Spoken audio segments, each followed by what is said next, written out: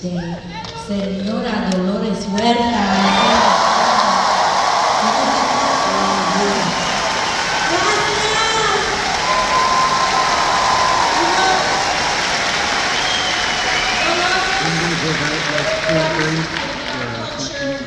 It's so important for us to revere everyone who has laid the foundations for us. And Dolores turned 95 just recently.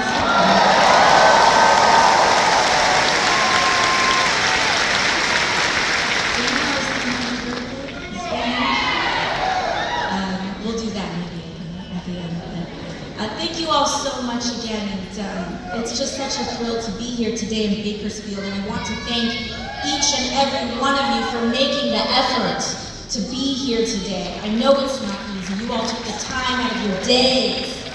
You made the time, you carpooled, you figured it out. All for us to be here in community today.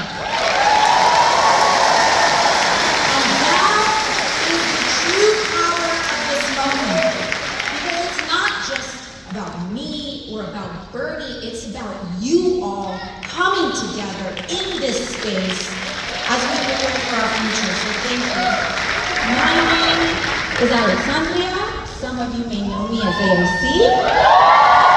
We're powerless in a moment. Sometimes feels like the only thing that some folks want to do naturally is to turn away, to look away. But we have to be real about what is happening. And that what we are hearing and seeing with our own eyes is in fact happening. We are watching as our neighbors, students, and friends are being fired, targeted, and disappeared. It is real. Even out here in Bakersfield, we've had a UFW organizer that was taken up. People we love are being targeted and harassed for being LGBTQ.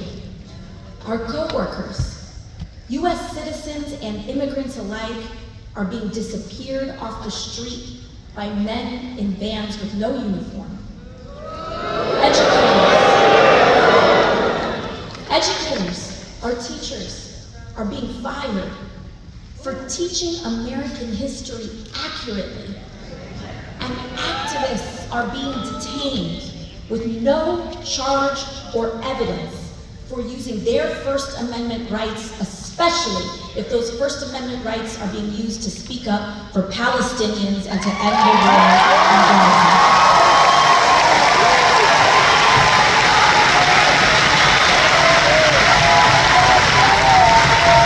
We've seen how people in power use the most marginalized people in the world to test how they can marginalize the rest of us, to deploy the rest of us, to disappear the rest of us. And we can't stand for it anymore. In fact, the Trump administration themselves admits that it has jailed a young husband and father, Mahmoud Khalil, without any evidence or charge of a crime. They admit that they have thrown him in a cell thousands of miles away from his family because he attended a protest. And they admit that they are detaining him for the content of his speech and nothing more. Donald Trump's detention of Mahmoud Khalil for his speech is anti-American. And we demand his release, along with the release of Rumeysa Akhtar, who he is also jailing for writing an op-ed in her school paper. This is how they test the waters, Bakersfield. By first going after activists such as these, so that they can jail them for their speech, and then they will jail the rest of us for speaking up for immigrants, for speaking up for women's rights, for speaking up against this administration in any way, shape, or form. We demand their release because we do have power in this moment. All of us do. Every day.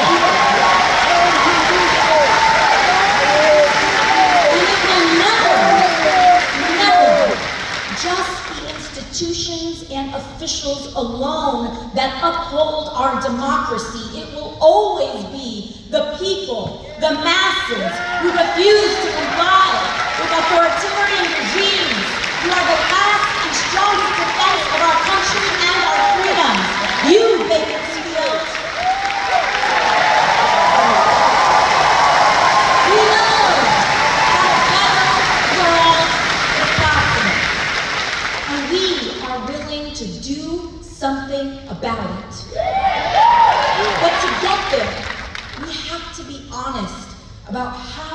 got to where we are right now.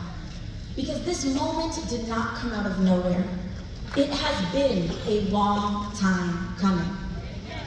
The destruction of our rights and democracy is directly tied to the growing and extreme wealth inequality that has been building in America for years.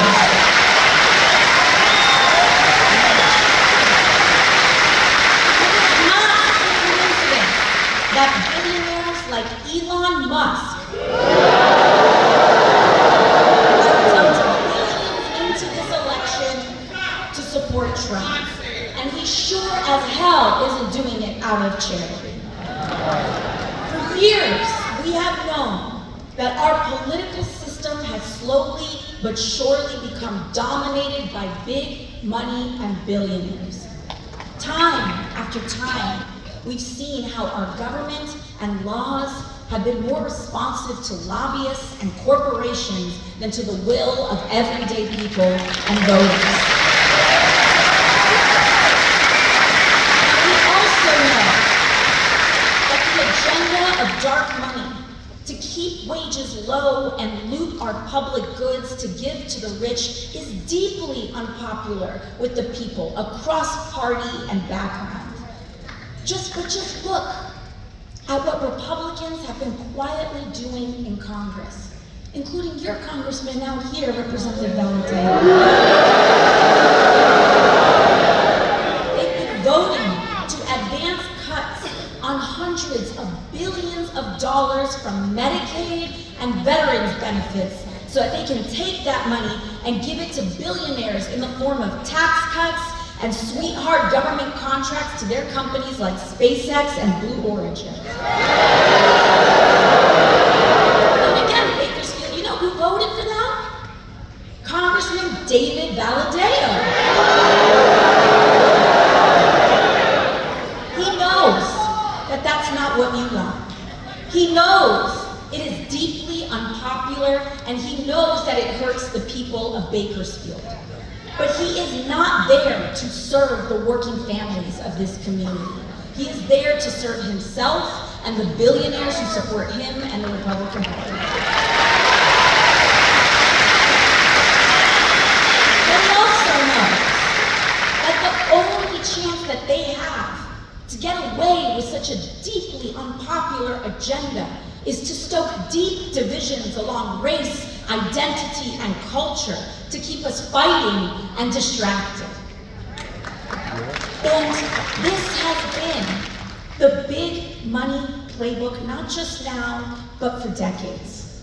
And I personally find it especially heinous that in a community like Bakersfield, where we have hardworking immigrant families who have been feeding this country from farm to table to be represented by a man that enables such ways.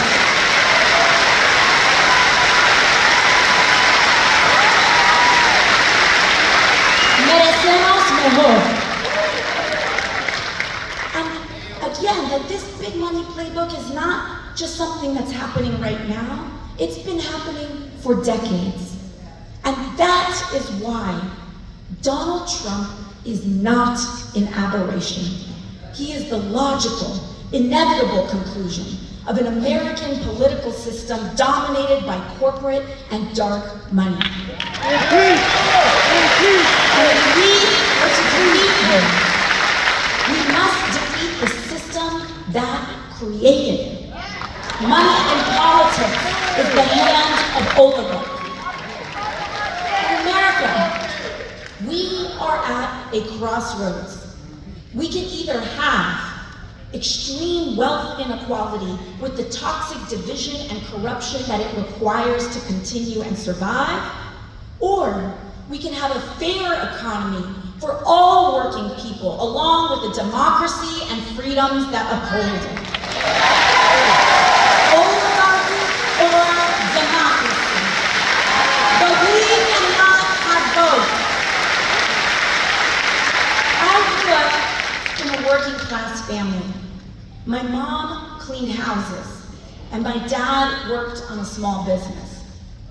And my parents, like many many families here in Bakersfield worked themselves to the bone so that my brother and I could have a shot. The American dream.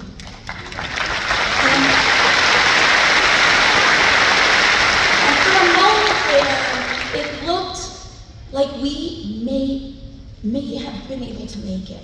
We had a home, bills that were getting a little less stressful to pay, and I was doing well in public school. And what may have looked like a modest life to others was a dream come true for us. But suddenly, when I was a teenager, my dad was diagnosed with a rare form of cancer. They actually thought it might have been job-related. He spent a long time on construction sites. And after a long fight, we lost him. My dad actually passed away in September of 2008, just as the American economy crashed in the Great Recession and millions of jobs across the country vanished. And it felt like the little world of our family fell apart, just as the larger world was falling apart too. And overnight, my mom was left alone to figure out how to provide and put 2 kids through school, how to keep our house, pay off medical bills, all on a house cleaner salary. And that, Bakersfield, is how I became a waitress. Because it was the millions of innocent working families across this country who paid the price for that recklessness, while the billionaires and thieves who defrauded our financial system got off richer than ever before. And not a single one of them went to jail as millions of Americans had their houses were put out on the street and being pushed out on their houses. And that right there is the story that Republicans mock. Not mine, but all of ours, when they say that a waitress or a working person is unqualified to serve in Congress.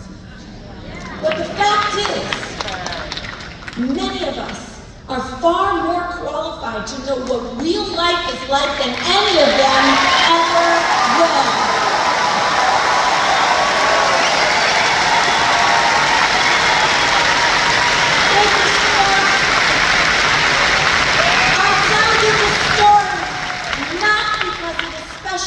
But precisely because of piece of bad news, one setback away from feeling like it's all gonna fall apart. And we're here to say, Bakersfield, I'm here to say that we don't have to live like this anymore. We can make a new world, a better country, where we fight for the dignity of all people. And Bakersfield, that dignity looks like living wages. It looks like stable housing.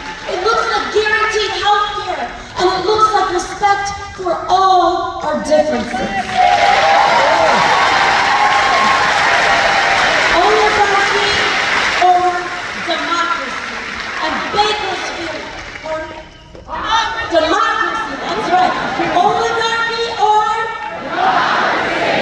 Bakersfield, we are here today because we choose democracy. We choose freedom. Sorry. Got y'all riled up. We choose democracy. We choose freedom. And that means we must choose to out-organize the oligarchy.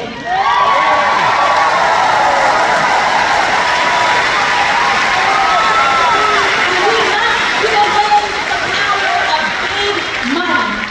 And that, Bakersfield, is why, even as a waitress with a long shot campaign, I decided I would never take money from lobbyists and corporations, and I'll never will.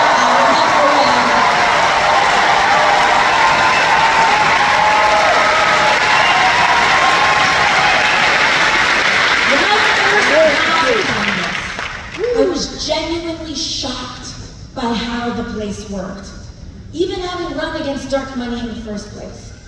And the everyday influence of corruption and dark money was truly astonishing. Because we have somehow conditioned ourselves in Congress to believe that it's normal for elected representatives who swear an oath to the people to day trade individual stock and make millions. Sensitive information that we are entrusted with for the purpose of governing.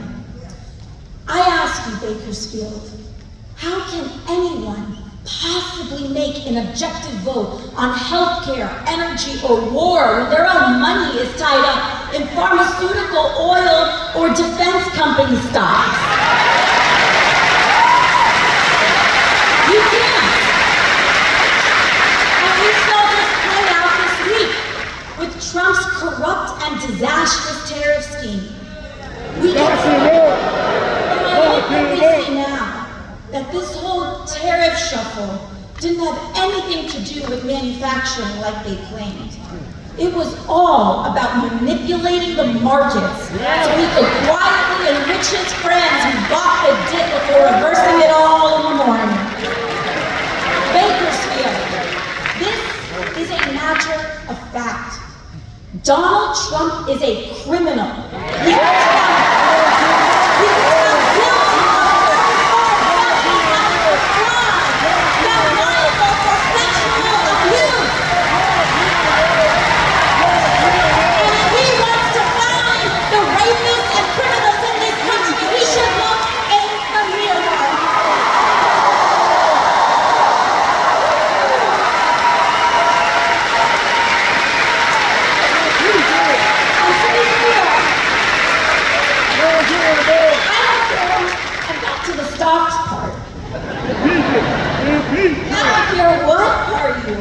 Democrat or Republican. It doesn't matter what position you have. Members of Congress holding and trading individual stock is wrong. It is corrosive, it is destructive, and it must be banned.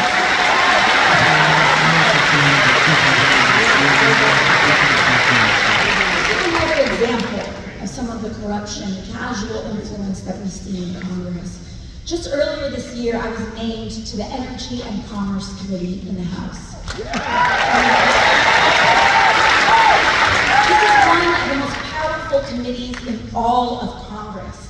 It oversees 2/3 of the American economy: energy, manufacturing, trade, and healthcare. And one of the reasons why I sought to be on Energy and Commerce is because I believe in Medicare for all.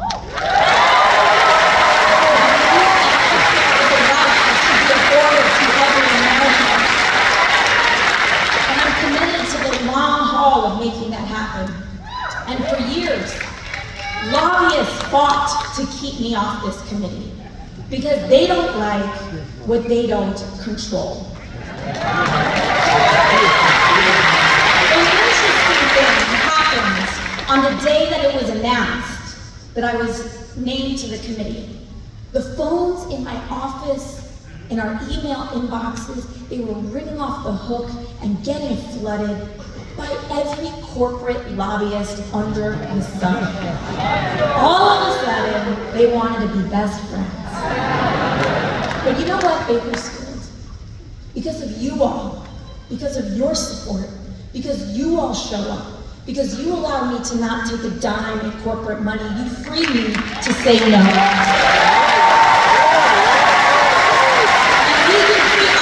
To say no to. And not everyone right now is so lucky. I've seen firsthand how these groups bully and pressure members of Congress, threatening to either take their money away or to spend it against them if they don't do what they want. And what they want is for our lives to be as expensive as possible on the lowest possible wage. And it trickles down to how life feels for all of us as working people. I want us all to understand that what we are experiencing today, this constant pressure of water rising up to our throats, of the impossibility to afford anything easily, the fear of speaking up or being who we are in public, the bitter divisions that we experience driven more by online algorithms than the truth, the crumbling of our rights and protections, understand that this is what it feels like to be governed by billionaires. Not someday, but right now. Because of course, it is a system that depends on division to enable this inequality that will favor a president who is the best at dividing us and most skilled at corruption. And it will also reward the Republicans in Congress who support that agenda, no matter what crimes are committed, like the ones we see being committed out of the White House right now. There is a reason why Congressman Valadao hasn't said a damn thing. There's a reason while we are getting snatched up off the street, while our families are being broken up, while LGBT people are being targeted, while teachers are being disrespected, that he is not saying a damn thing for you all right now. It's because big money is how we got Donald Trump and his sons. And let's be clear about Trump. His whole presidency began with launching tools for bribery, meme coins, and cryptocurrencies to fleece normal people and move money in the dark. Extortion settlements from media companies and law firms who gladly pay the price. In fact, he removed duly elected officials from the chamber of the inauguration to make room for who he wants to say is really in charge, which is the billionaires who are standing behind him. And they have one central economic mission: to make themselves richer at the expense of the United States of America. So it does not surprise us that their first economic mission has been to target Medicaid, Medicare, Social Security, firing our federal workers, and abandoning our veterans for billions of dollars in budget cuts so that they can hand that money off to those same billionaires. At Bakersfield, we are in one of the beating heart communities in this country that can unlock change for the rest of us. Because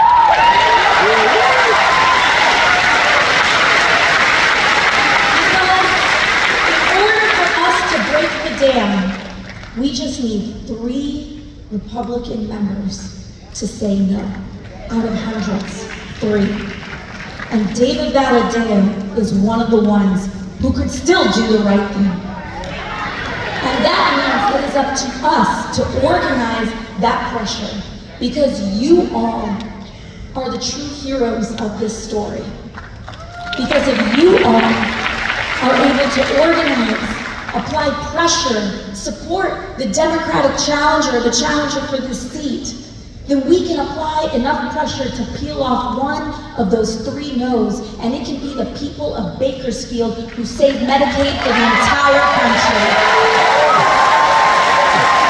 That's why we are here today, because we believe that we can win. And Bakersfield, I know that it can look impossible at times for these Republicans to look like they can be defeated. But it's not true. It's simply not true. And from the waitress who is now speaking to you today, I can tell you impossible is nothing. Miracles start with mustard seeds, and that's what each and every one of you here represents today. Small miracles of faith in ourselves, in each other, and in the refusal to give up. So we are here for the long haul, for the school boards and the community associations, for small business groups and town councils, for public art and gestures of inclusion, and for seats in Congress too. And we will build up from there. So you all know what that means. We must start working right now to give David Valadao the boot and replace him with a broad Democrat who will stand up for the working people of this community. Now, beyond elections, our task is to build community. Block associations, volunteer groups, church and faith organizations, PTAs, advocacy groups. Because community is the most powerful building block we have to defeat authoritarianism and root out corruption. Bakersfield, this is the path to guaranteeing health care to every American, to establishing a living minimum wage, to take on skyrocketing rents and mortgages, to tackle the climate crisis and establish a country where the American dream is actually possible for all of us. So all ends where I began. We might all come from different places, but we share a lot of the same experiences. And we come from a heritage of organizing too. That's what Dolores here represents tonight.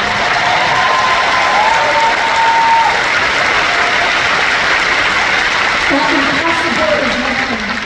Like they say, people with no power can never have power. But when we organize, we can change this country. We can open those paths. Sí se puede.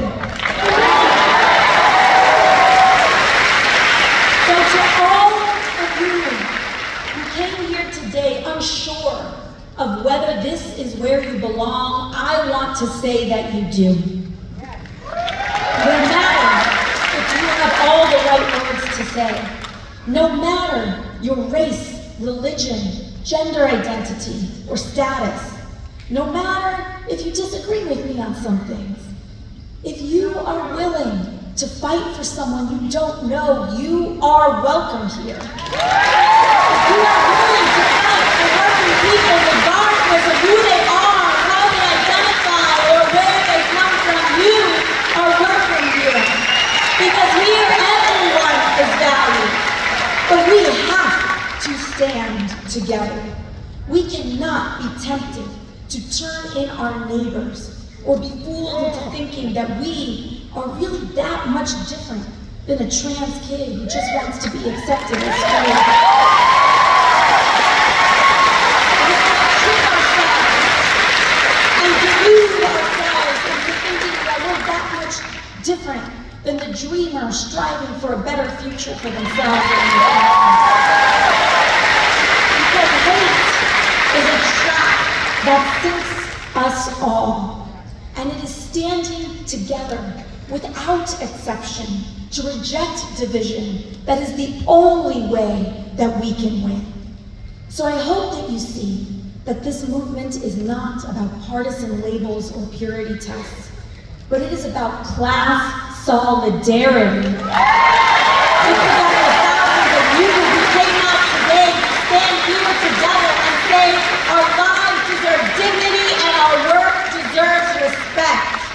No matter who we are or where we come from, because we are here to make a sacred promise to one another. Our goal today is to commit to building the kind of country that we all deserve. And we will make that promise, to take care of one another on our worst days, and to share in the successes of our best. Thank you, Bakersfield, for welcoming me.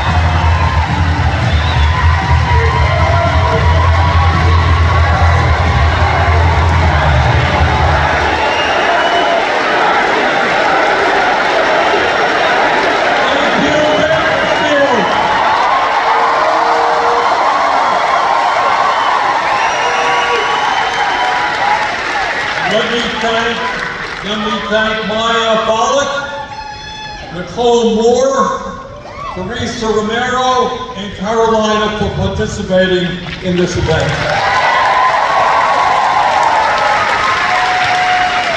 Mostly let me thank Congresswoman Alexandria Ocasio-Cortez.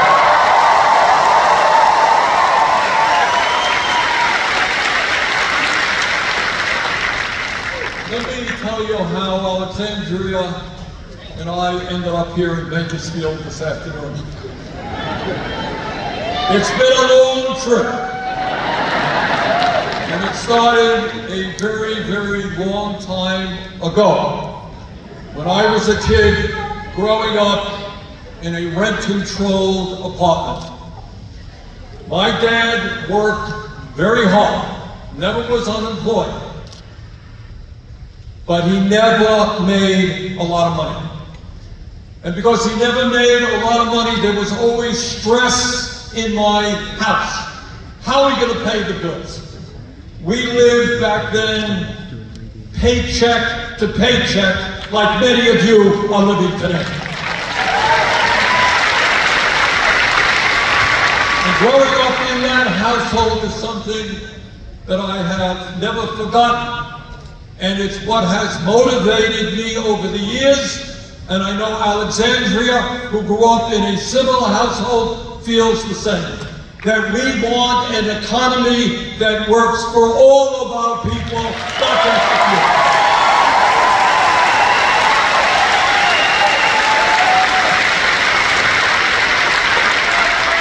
And here is the truth that you don't see much about on corporate television, and you don't hear it all in the halls of Congress. And that is that in the wealthiest nation on earth, you have one man, one person, Mr. Bus, owning more wealth than the bottom half of American households.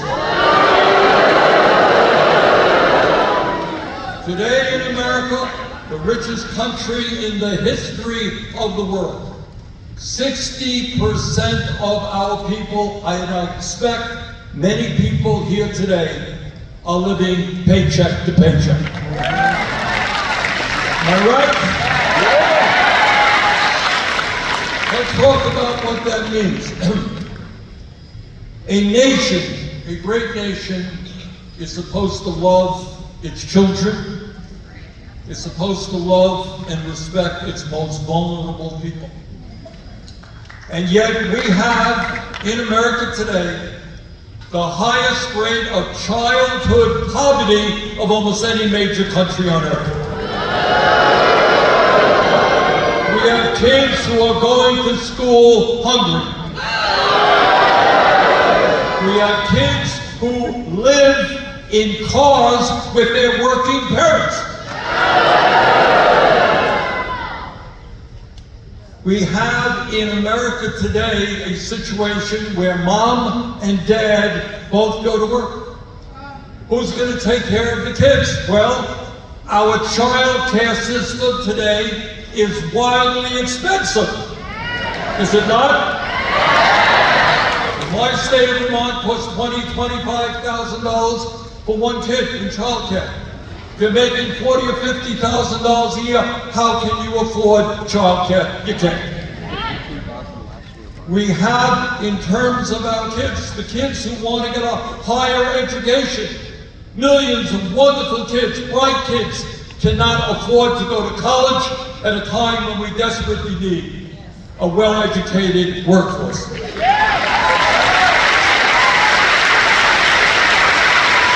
For those kids who do go to college from working class homes, many of them end up $50,000 or $100,000 in debt. It's not just the kids. I want you to hear what we do for the elderly. Again, I would not be telling you this if we lived in a poor country. This is not a poor country. The richest country in the history of the world, 22% of our senior citizens are living on $15,000 a year or less.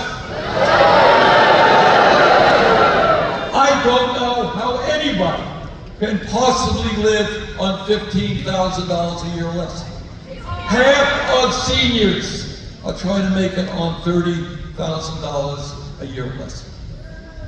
And all over this country, it's not just the children, it's not just the elderly. You got millions and millions of people are working for starvation wages. People cannot afford housing. People cannot afford the prescription drugs they need. People want to buy good food for their kids. They go into a grocery store, price of food is off the charts. Half of the people in America, if you can believe this, half of the people in America are actually in debt right now. Anybody here have credit card debt? People have no money, they go into debt. And what is the interest rate you're paying on credit cards? 20, 25%? 30%. 100%.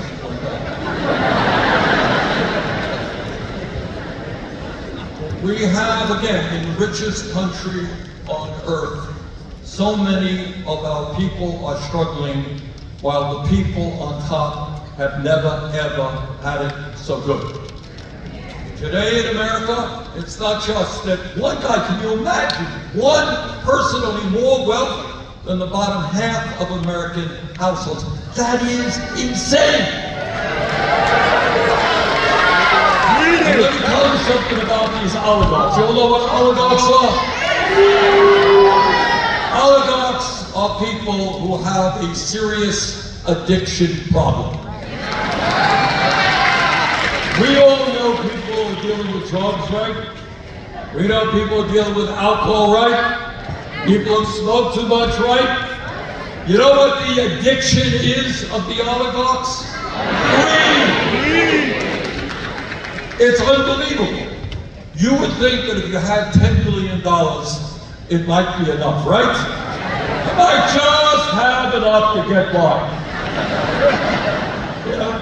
But these guys want more and more. And what is really ugly is in order to go from 10 to 20 billion or 50 billion to 100 billion, they are prepared to step on anybody who gets in their way.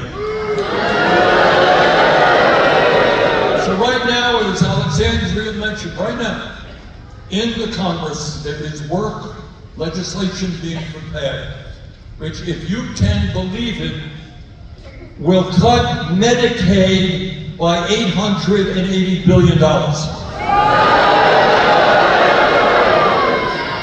Cut nutrition programs for hungry kids who go to school.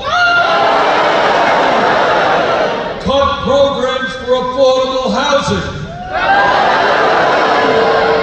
Now you have a congressman here, his name is Representative Alexandria. I don't know if he's watching the live stream or not. But if he is, let me just say this to him. I come from the state of Vermont and I'm here in Bakersfield.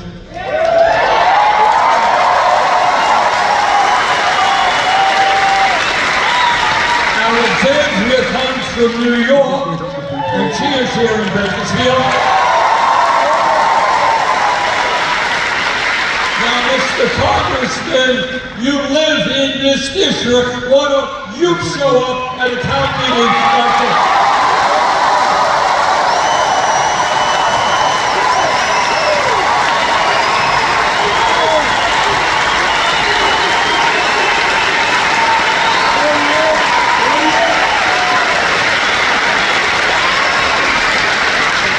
And when you show up, I think people are going to have a very simple question for you.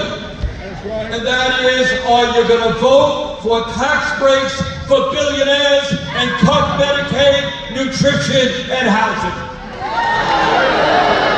So, Mr. Congressman, that's the question on people's mind. Have the guts, show up, and answer that question.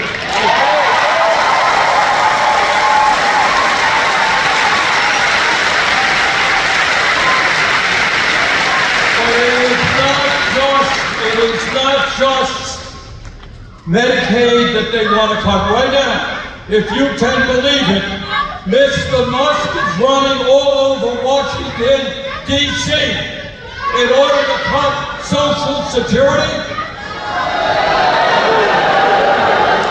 to cut veterans programs. Now, you know, I bet we have many veterans who are here right now. And veterans have put their lives on the line to defend this country. And veterans are entitled to good quality health care. And we don't need the richest guy on earth to be cutting 83,000 positions from the Veterans Administration. We don't need massive cuts to the Social Security Administration so that elderly people and disabled people will not be able to get the benefits they paid into. Some of you are wondering, how does it happen that you got an administration who's acting on behalf of a handful of billionaires against the needs of the vast majority of the American people? And the answer is very simple. We have a corrupt campaign finance system.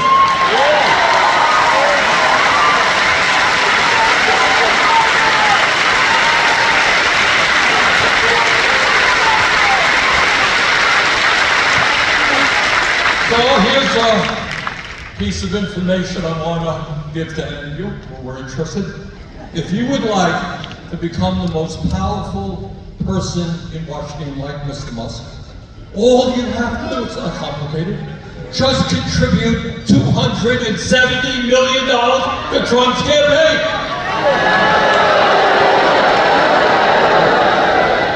We have a corrupt campaign finance system which allows billionaires through their super PACs to spend as much money as they want to elect their right-wing candidates and defeat candidates who stand up for the working class. And when we talk about where we want to go as a nation, at the top of my list is the end, this disastrous Citizens United Supreme Court decision.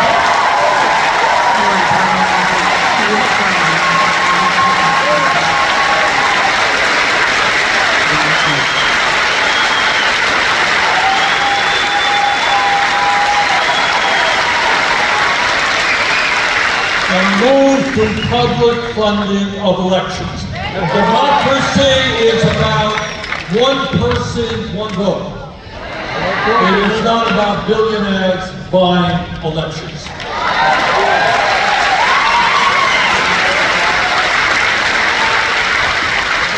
But brothers and sisters, it is not just in a rigged economy that we have to worry about today. There is another issue I know that is on people's minds, and that is the rapid movement of the Trump administration toward an authoritarian form of society.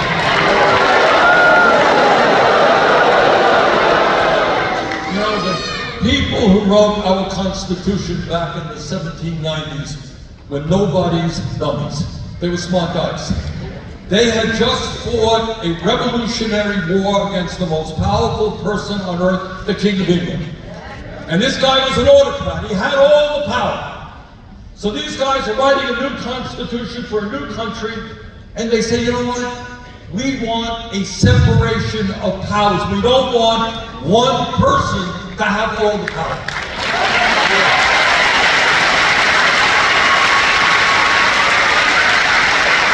So they created an executive branch, the president, a legislative branch, House and Senate, and a judicial branch, our federal courts. And the point about that separation of powers was each party, each group would keep a check on the others. And what we are seeing right now is day after day, Trump is trying to dismantle that separation of powers and bring more power unto himself. Well, Mr. Trump, we overthrew the King of England in 1790, 1770. We're not going to allow you to become the new king here.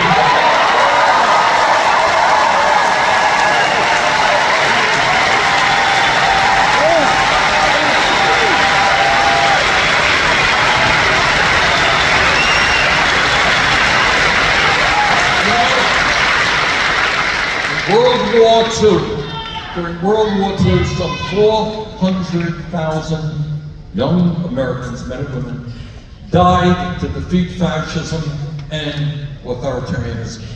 And I will be damned if we're going to dishonor those men and women who fought and died for democracy by allowing Trump to become president.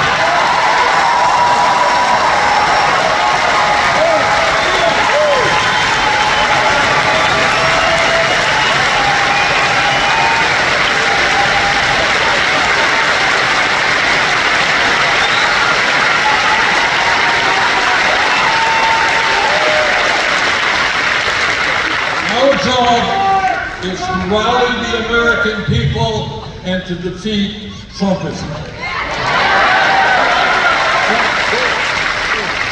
But we have got to do even more than that. From the bottom of my heart, I believe that we can create a government and an economy that works for all of us, not just Mr. Moss and his billionaire friends.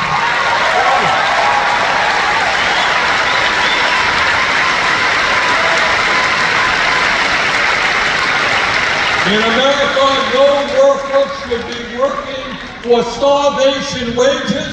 Let us raise the minimum wage to a living wage.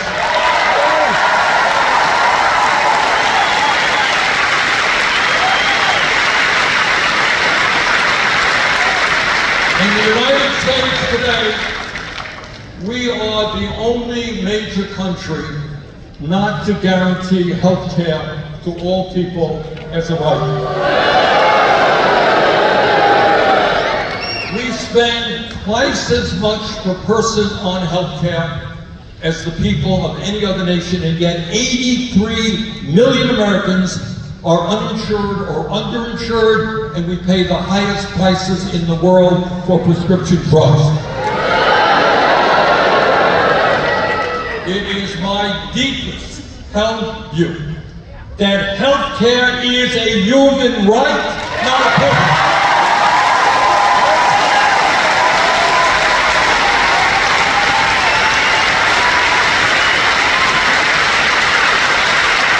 The function of health care is not to make billions in profits for the drug companies or the insurance companies. It's to provide quality care for every man, woman, and child in America.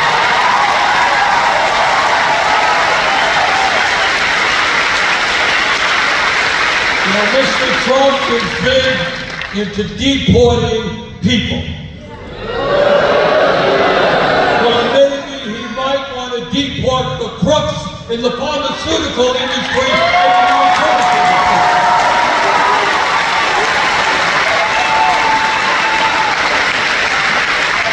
Right now in America, we have from coast to coast a major housing crisis. 800,000 Americans are homeless. 20 million Americans are spending 50% or more of their limited incomes on housing. Well, maybe instead of spending $1 trillion a year on the military, how about building 5 million units of low-income and affordable housing?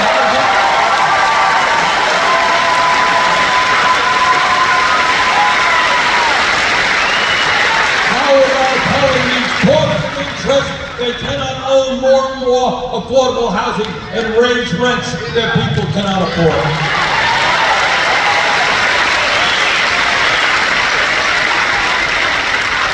We are never going to have the kind of country we want unless we have the best educated workforce in the world.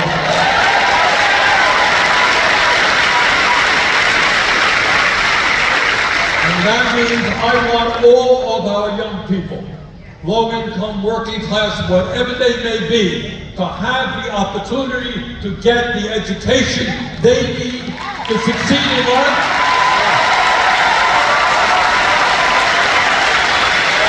And the training they need. We need to rebuild our crumbling infrastructure. We need construction workers who have the training to help us do the necessary work. We need more doctors. We need more nurses. We need more dentists. We need more carpenters. We need more electricians. Let's train our workers.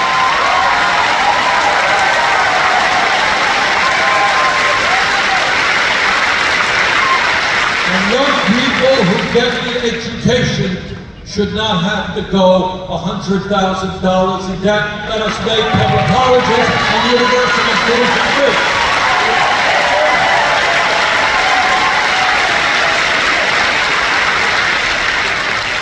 And sometimes my critics say, well, Bernie, those are great ideas. How are you going to pay for them? I will tell you how we're going to pay for them.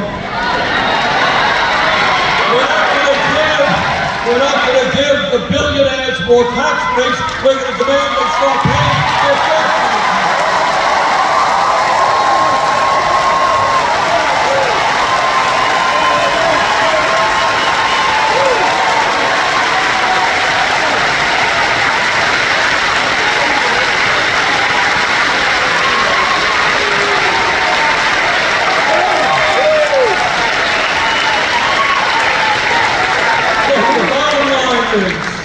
Bottom line is it's not complicated. Politics is not complicated.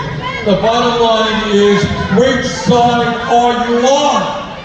Are you on the side of the billionaire class, or are you on the side of the working class of this country? We know which side we are on.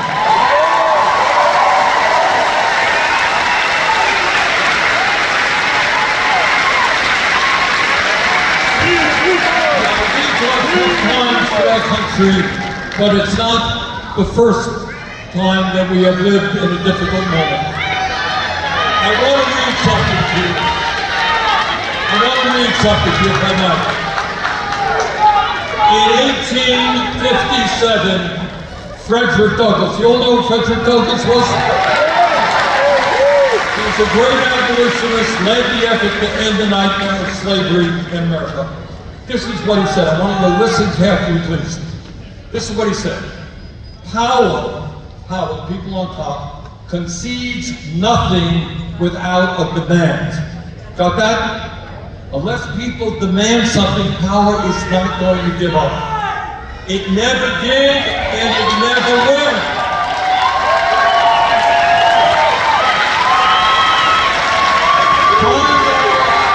Just when any people will quietly submit to, and you have found out the exact measure of injustice and wrong which will be imposed upon them.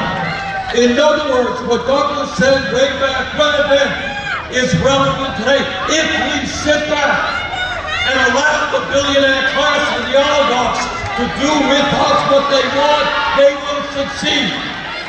Our job now is to stand up and tell them enough is enough.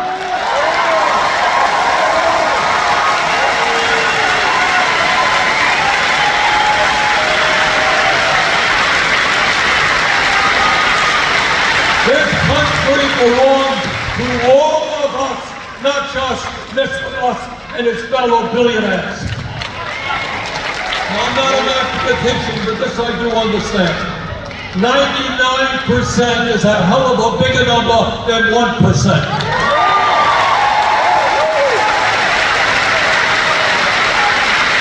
So if we stand together and not allow Trump to demagogue us, to divide us up based on the color of our skin, or where we were born, or what our language is, or our sexual orientation. That's how they succeed. They divide us up and up and up. When we stand together, there is nothing we cannot accomplish.